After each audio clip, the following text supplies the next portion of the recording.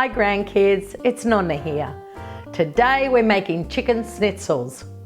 I'm going to show you how I cut the chicken, coat it, and then fry it in the frying pan. And this is what we need. Chicken breast. You can use thighs or you can use other parts of the chicken, but I do like the breasts.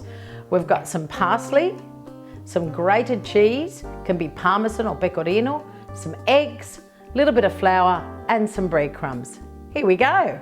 Now you can just cut them into small pieces. They don't have to be big, and try and keep them the same thickness. When you're cutting, as I said, put your hand on the top and just slice through, always watching the knife. So gently place your hand on the top, always keeping safe. Have a look, and then you can just finish the last bit running the knife through it. Now don't worry if the pieces are a bit irregular. What I do, I just cut them into smaller pieces. I'll cut that one too into a smaller piece. And just put them on your tray ready for the coating. Once we've cut them, I usually give them a little bit of a beating with the meat mallet, not too much, because we still want them to be fleshy. Some of them might not even need any beating. That one's fine. There we go. That's the last one. So we're just going to take the chopping board to the sink and then we're going to start coating them. Right, our next step is to mix the eggs. I use 2 eggs for this amount. About 1/4 cup of grated cheese and 2 teaspoons of parsley. With your whisk, give it a really good mix. Some people don't use cheese, but I like the cheese. It's got a little bit of saltiness. Now, if your mixture is a little bit thick, you can put a tiny little bit of milk in there. So now that we've beaten the eggs with the cheese and the parsley, we set up our little production line. I'm just going to put the eggs in the middle. The flour is going to go into a separate bowl.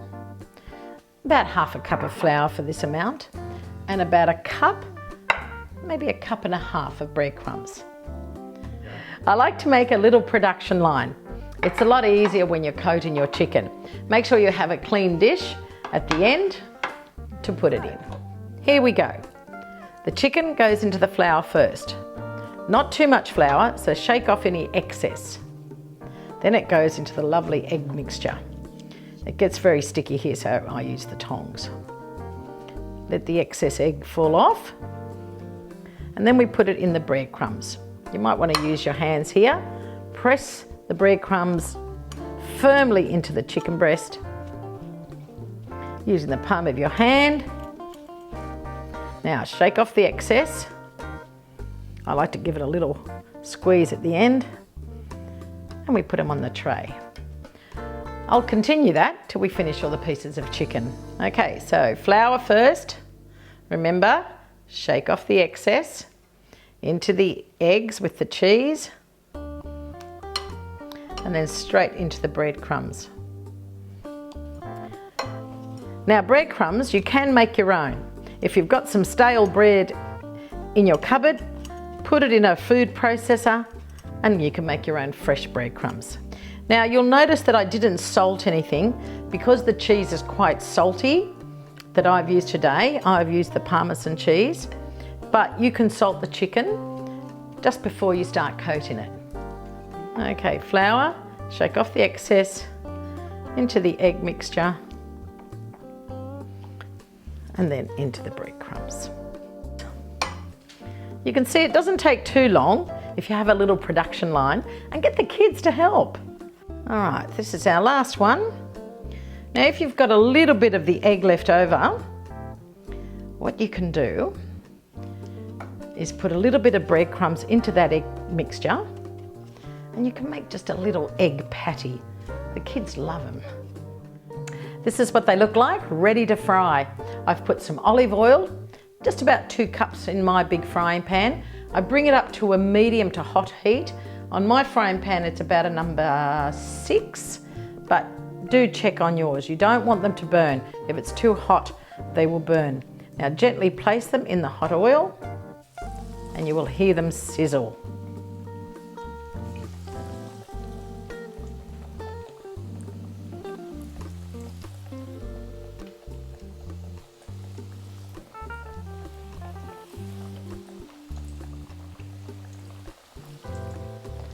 think we can fit one of our little patties in there. They need about 3 to 4 minutes on each side. Depending on your thickness, always check them. So what I do is I just lift a little corner, see if it's starting to go brown, and then I turn them over. They're just starting to change colour. They're going a lovely golden brown. So after a couple of minutes on each side, I'm going to take them out and put them on some absorbent paper just to soak up any excess oil. These are the thin ones. They're going to come out first. We're just going to put the last few in. I haven't taken those other two out. They were just a little bit thicker, so I've just given them another minute. Now they're ready to come out. The last one of our schnitzels are ready. So we just take them all from the frying pan. Lovely colour on them. You just plate them up. I always serve them with a little bit of lemon wedges on the platter as well. And a little bit of parsley. And there you have it. Chicken schnitzels with an Italian twist.